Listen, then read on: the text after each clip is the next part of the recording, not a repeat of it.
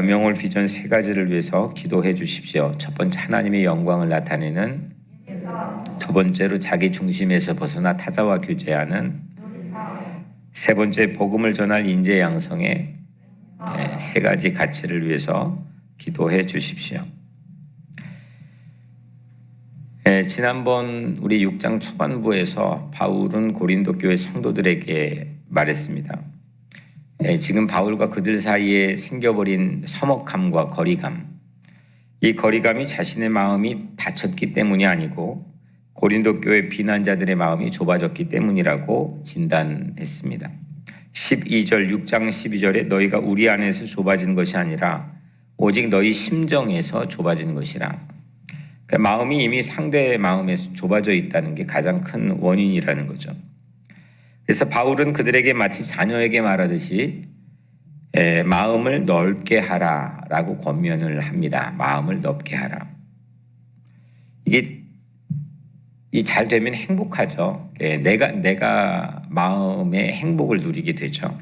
이게 말처럼 쉽지 않지만 오늘 바울은 고린도 교회 성도들에게 이렇게 얘기합니다. 13절에도 내가 자녀에게 말하듯 하노니 보답하는 것으로 너희도 마음을 넓히라. 마음을 넓힌다는 게 복음의 능력을 누리는 겁니다. 마음을 넓힐 수 있는 그의 근거를 우리가 살펴봤죠. 마음을 넓힐 수 있는 근거는 그들의 신분 때문입니다.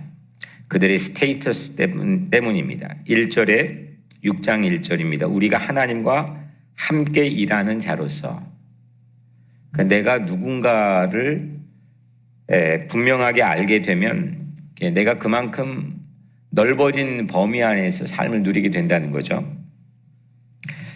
내가 살고 있는 공간과 영토 자체가 좁아진 이유는 내 스테이터스가 불안정하기 때문입니다.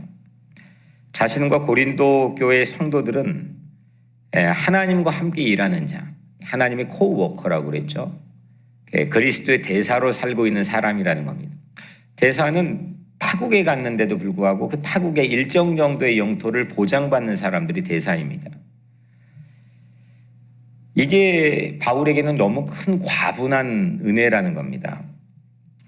그래서 그 은혜를 헛되이 받지 않을 때 거리감을 삭제할 수 있고 또 맡겨진 일을 능히 감당할 수가 있다는 겁니다. 그래서 자리가 사람을 만든다는 얘기를 우리가 지난번에 살펴봤죠. 바울이 그랬습니다. 본래는 상당히 시니컬하고 그리고 상당히 원리적이고 원칙적이고 사람을 재단하고 비난하고 비방하고 그 프레임 안에 갖춰놓는 거를 매우 중요한 가치로 생각했던 디아스포라 유대인이었습니다.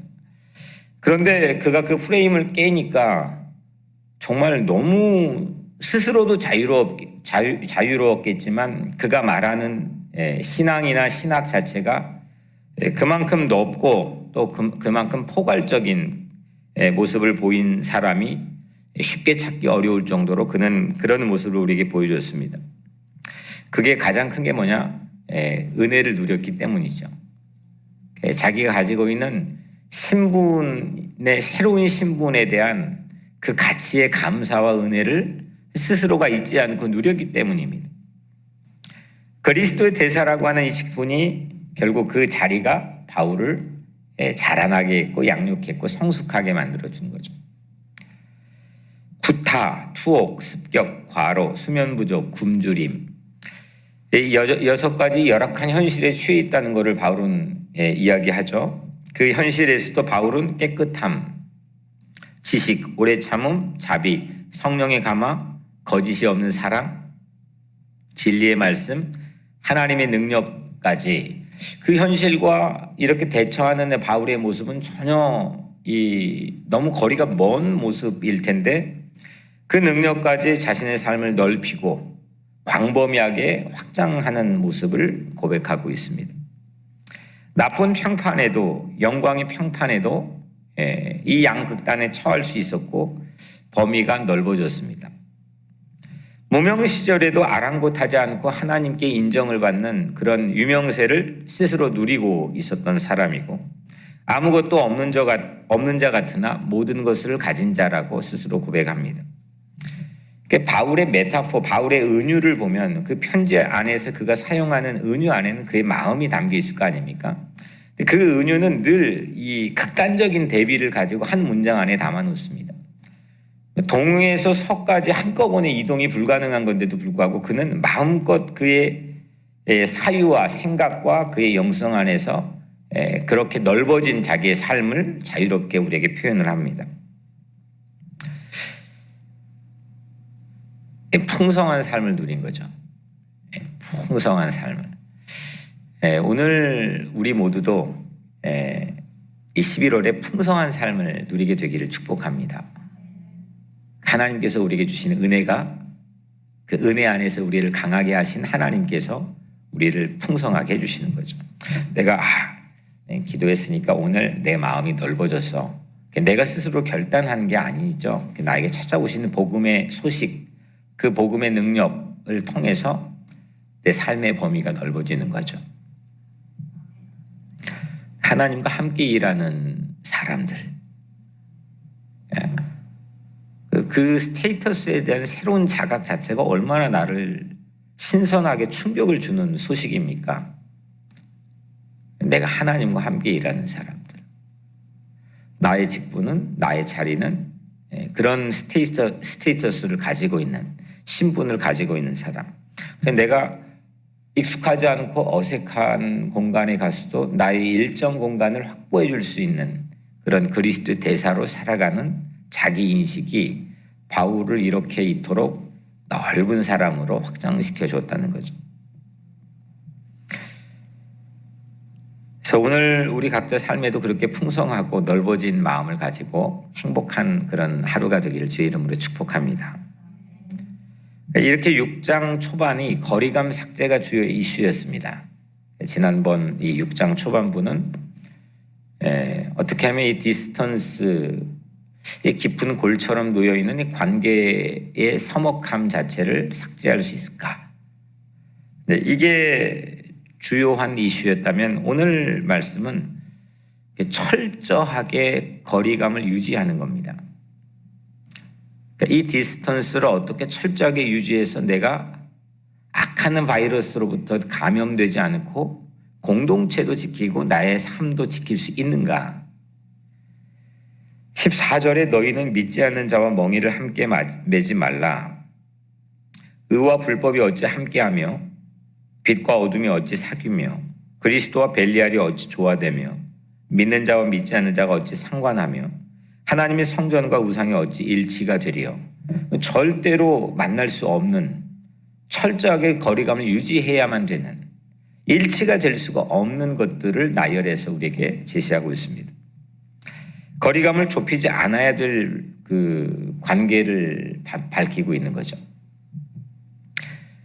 사회적 거리 유지가 코로나를 극복하는 대안, 마스크와 더불어 가장 중요한 2대 대안이라고 전 세계는 지금 지키고 또 대안을 제시하고 있죠. 그렇다면 고린도 교회 문제를 해결할 수 있는 대안, 지금 바울이 제시하고 있는 대안은 6장 초반부에 나와 있던 이 거리감을 삭제하는 자기의 스테이터스를 깨닫고 그 은혜를 헛되이 받지 않은 거라고 한다면 두 번째 대안은 영적인 거리 유지입니다. 그 거리감을 유지할 수 있는 명민함과 예민함입니다. 너희는 믿지 않는 자와 멍에를 함께 매지 말라. 이게 초반부의 말씀이죠. 이 말씀을 참 이게 아리송합니다. 왜냐하면 실제로 이 말씀이 교회 바깥에 우리 친구들도 있고 우리 가족들도 있잖아요. 내 남편이 예수를 믿지 않는다. 상종을 하지 않아야 되겠다. 이 말씀일까요? 어떤 말씀일 것 같아요? 믿지 않는 자와 멍에를 함께 매지 말라. 이건 교회 바깥에 예수님을 믿지 않는 자와 가까이 하지 말라. 상종도 하지 말라. 그 말씀이 아닙니다. 그러면 우리가 전도를 어떻게 합니까?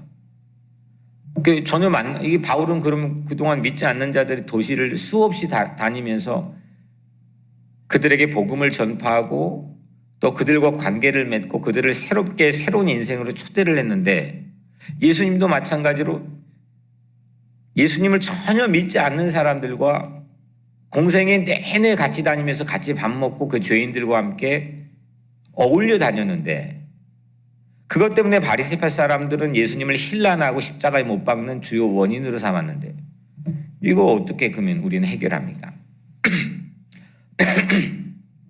오늘날 교회가 사회적으로 교만하고 오만하게 비춰지고 마치 고립되어 있는 무인도의 섬처럼 교회가 갇혀버리게 된 가장 근본적인 이유 자체가 이 말씀 자체를 잘못 곡해하고 자의적으로 편의적으로 자기의 유리할 때 바꾸어 사용하기 때문입니다. 이 우리만의 리그에 살라고 하는 게 아니죠. 우리에게 그리스도 대사라고 하는 새로운 신분이 주어졌는데 그건 완전 유명무실이 되는 겁니다. 껍데기만 남게 되는 거죠.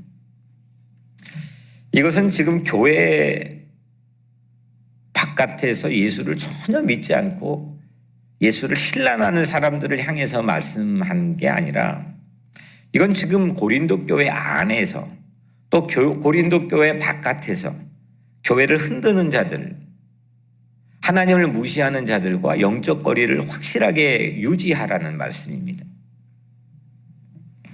믿지 않는 자라는 이 메시지 성경 번역을 보면 하나님을 무시하는 사람들이라고 나와 있습니다. 하나님을 이그노어하는 사람. 그리고 원어의 뜻을 보면은 무시하고 흔드는 자들입니다. 고린도 교회를 교묘하게 흔들어서 신자들의 마음을 낙심하게 만들고 요동하게 만드는 그런 사람들은 어디에나 있기 마련이죠. 그들에게 휘둘리느냐, 휘둘리지 않느냐, 그의 교회 공동체의 성패가 거기에 달려 있다는 겁니다. 중립에 지난 주일날 설교를 했는데 중립에도 비겁하게 서지 말라는 거죠. 의와 불법이 어찌 함께하며 메시지 성경은 의와 불법이 어찌 함께하며 이 말씀을 옳은 것과 그른 것이 어떻게 연합할 수 있겠습니까? 라고 번역해 놨습니다. 옳은 것과 그른 것이 어떻게 서로 하나가 되고 연합할 수 있겠습니까? 함께 어울려서 안 되는 사람, 나는 정말 같이 놀면 안 되겠다고 생각했지만 그리스도 안에서 꼭 어떻게든지 연합해야 되는 사람, 이거를 영적으로 분별하고 영적 거리감을 삭제할 거냐, 영적 거리감을 유지할 거냐, 그 영적 분별력이 오늘 바울은 고린도 교회에게 제시하고 있는 가장 중요한 대안으로 우리에게 말하고 있습니다.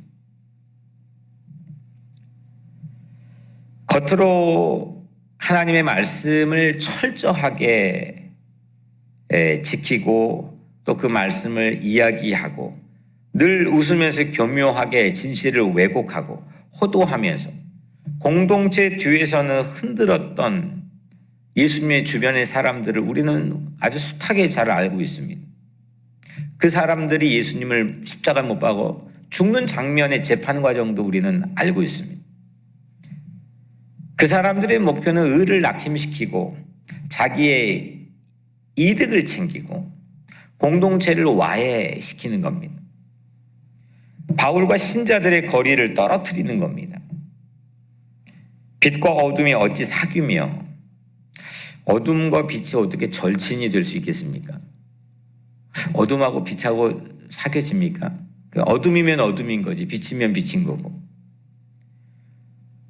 어둠은 늘 이 빛을 몰아내고 빛을 파괴하기 위해서 교묘하게 접근합니다. 빛과 어둠은 절대 사귈 수 없습니다. 어둠은 이 어둠의 불법을 이기고 교회를 지키는 길. 그건 뭐냐? 빛이 빛으로 있는 겁니다. 빛이 빛을 유지하는 겁니다. 그럼 어둠은 접근하지 못합니다. 교회 안에서 말씀 위에 서 있고 하나님의 뜻을 따르기를 소망하며 자기를 희생하고 헌신하면서 하나님을 바라보는 사람들, 이 메인스트림을 굳건하게 세우면 되는 겁니다. 하나님 말씀에 바로 서서 우리 안에 빛을 꺼뜨리지 않으면, 내 안에 빛이 꺼져 있지 않으면 어둠은 사라집니다. 문제는 내 안에 빛이 꺼지면, 내 마음이 빛이 없어지면 그건 어둠이 되는 겁니다. 어둠하고 사귀게 되는 거죠. 어둠인지 빛인지 구분이 안 되는 겁니다.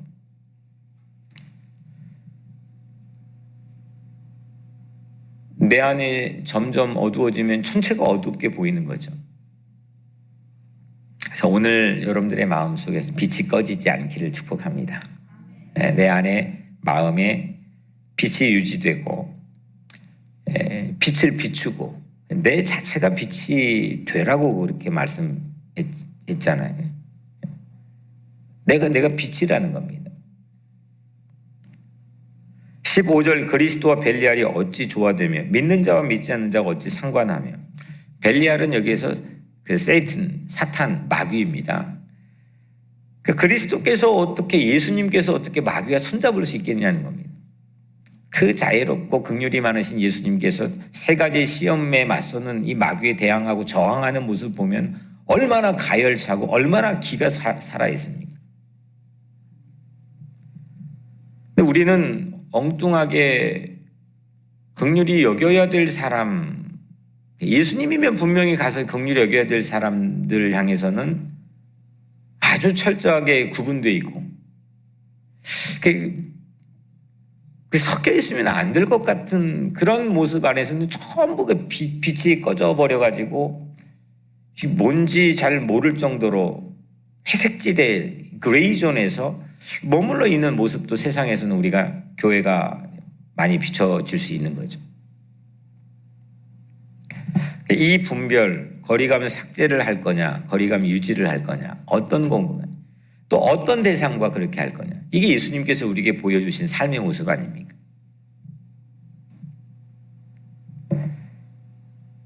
바리새파와 율법학자들은 그들이 나 하나님 믿지 않아라고 그렇게 말한 적이 있습니까?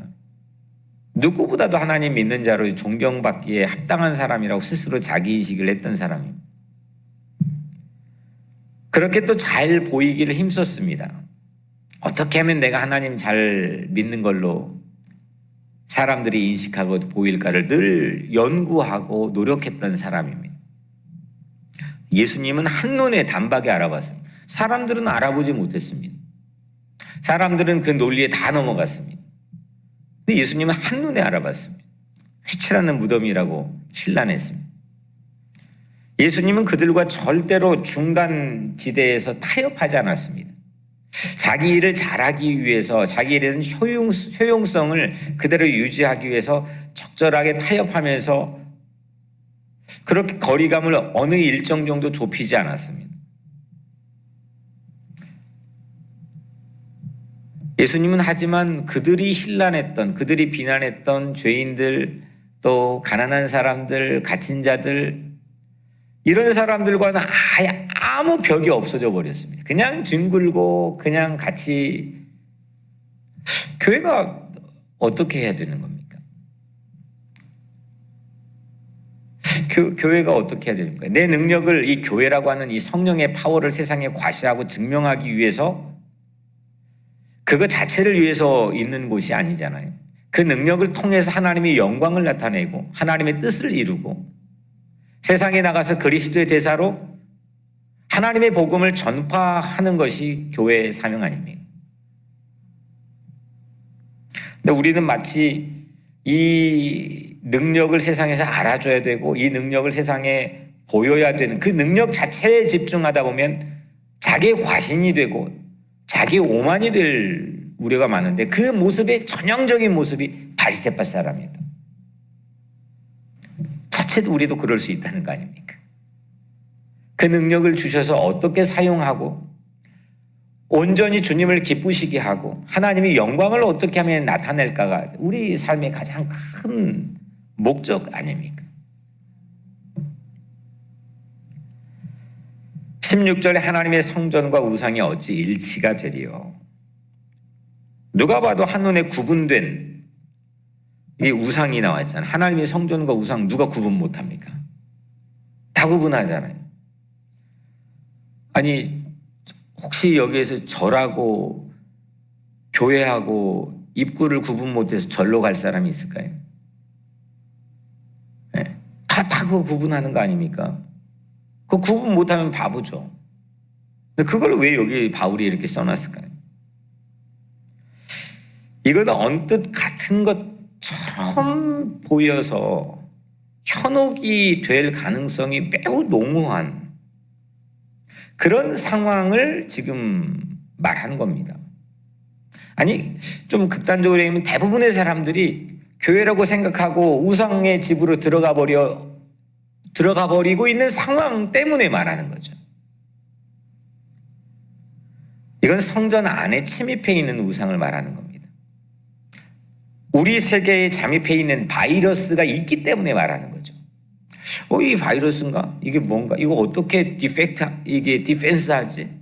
이런 상황에서 말하는 거죠. 누구나가 이게 눈에 보이는 바이러스, 거기는 안 가면 되고, 거기는 막으면 되고, 이런 상황에서는 굳이 이거를 바울이 이 신성한 성경 안에 담아놓고 말하겠습니까?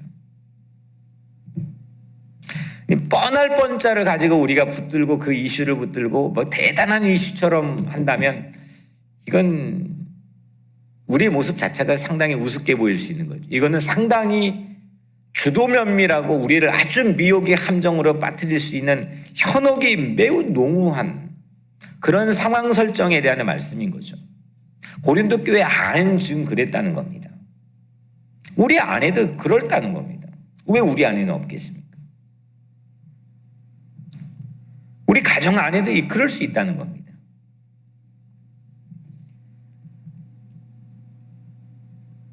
그래서 이 교회 이 하나님을 사랑하고 이웃을 사랑하는 대신에 우상은 자기를 사랑하는 데서만 세워지거든요.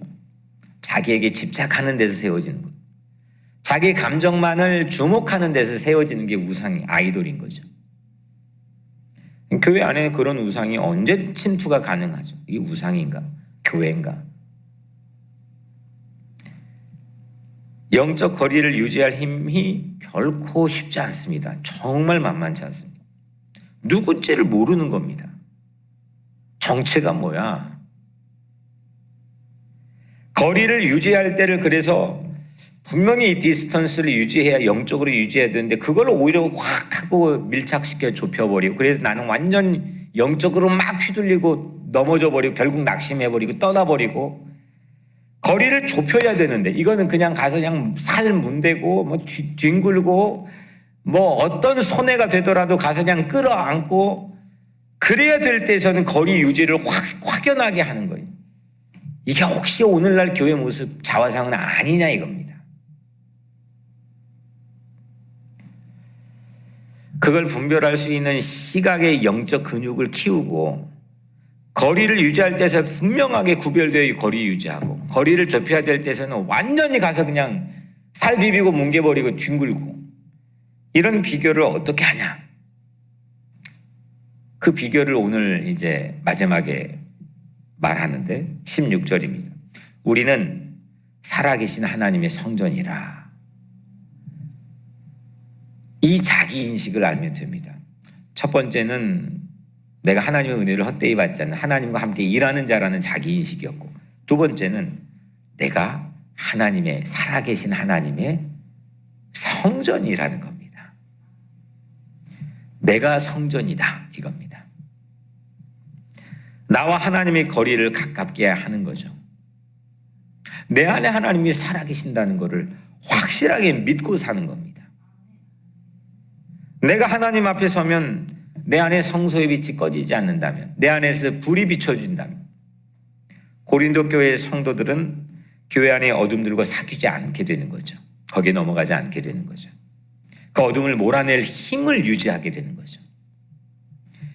하나님과 그 성도들이 얼마나 가까운지 오늘 두 가지의 말씀, 구약의 말씀을 바울이 인용하죠. 16절 나는 그들의 하나님이 되고 그들은 나의 백성이 되리라. 이 말씀은 예레미야 31장 1절 말씀을 인용한 건데 내가 이스라엘 모든 종족의 하나님이 되고 그들은 내 백성이 되리라. 여러분들은 하나님 사람들이라는 겁니다. 하나님의 백성들이라는 거죠. 또 한 말씀을 바울이 인용하는데 18절 이건 더 가까운 겁니다. 관계가. 너희에게 아버지가 되고 너희는 내게 자녀가 되리라. 아멘. 뭐 이거 어마어마한 관계 아닙니까? 호세아 1장 10절 말씀을 인용한 말씀인데, 너희는 내 백성이 아니라 한 그곳에서, 너희는 내 백성 아니야 라는 그곳에서 너희는 살아계신 하나님의 아들이라 할 것이라. 아멘. 하나님의 백성이 될 수 없는 자리, 너는 아무것도 아니야 라고 핀잔받았던 그 자리에서 하나님께서는 나를 자녀 삼아 주셨다는 겁니다. 무엇 때문에요? 예수 그리스도의 십자가의 공로 때문에. 하나님의 백성으로 사는 것, 하나님의 자녀로 살아가는 것, 이것이 이 자기에 대한 확실한 스테이터스의 신분에 대한 정체성이 내가 시험에 빠지지 않고 낙심하지 않고 휘둘리지 않고 믿음으로 굳건하게 살 수 있는 그 유일한 길이라고 바울은 제시하는 겁니다.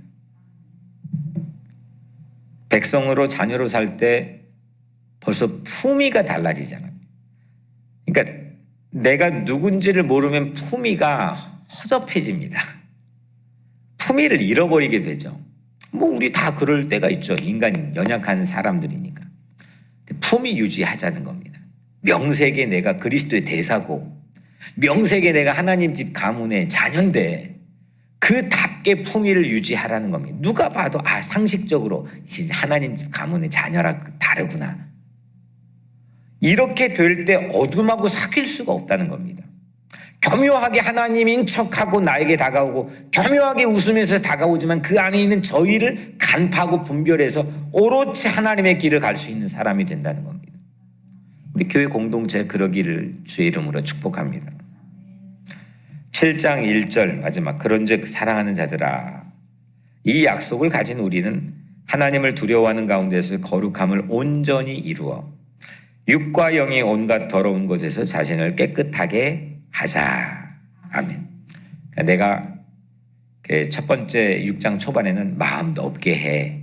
그러니까 마음 넓게 하는 거는 내가 결심해서 되는 게 아니고 내가 누구인지, 내가 하나님과 코워커를 살아가는 그걸 알면 마음이 넓어진다는 거. 오늘은 마음을 깨끗이 하라는 겁니다.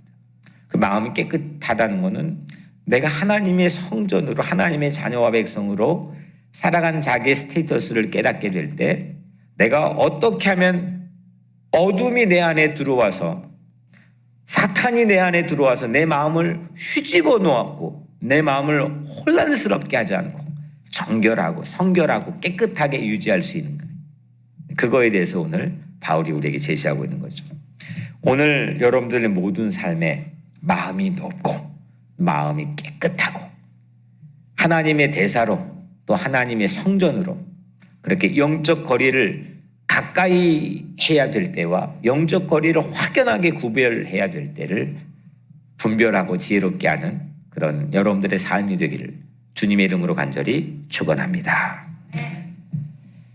네, 오늘 이 말씀 붙들고 기도하고요. 우리 점심에는 그 여명홀 인부들을 섬기는 시간입니다. 예수님 마음을 가지고 그분들을 섬기길 바라고, 어제 밤에도 교회 와서 또 음식 만드느라 수고한 분들, 또 오늘 함께 그 음식 만들기 수고하는 분들 축복해 주시고, 오늘 노아방주의 중보기도 사역을 위해서 기도해 주시고, 또 우리 교회에 있는 몸이 아픈 분들, 또 모든 분들을 위해 기도해 주시고, 특별히 온라인 수업을 통해서 공부하고 있는 우리의 자녀들을 위해서 기도해 주시고, 또 마지막으로 오늘 이제 대통령 선거가 있는 날입니다. 여러분들 알다시피 유례를 찾아볼 수 없을 정도로 혼란스럽습니다.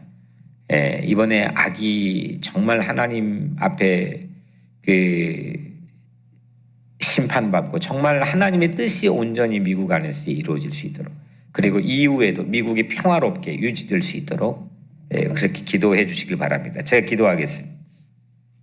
은혜로우신 아버지 하나님,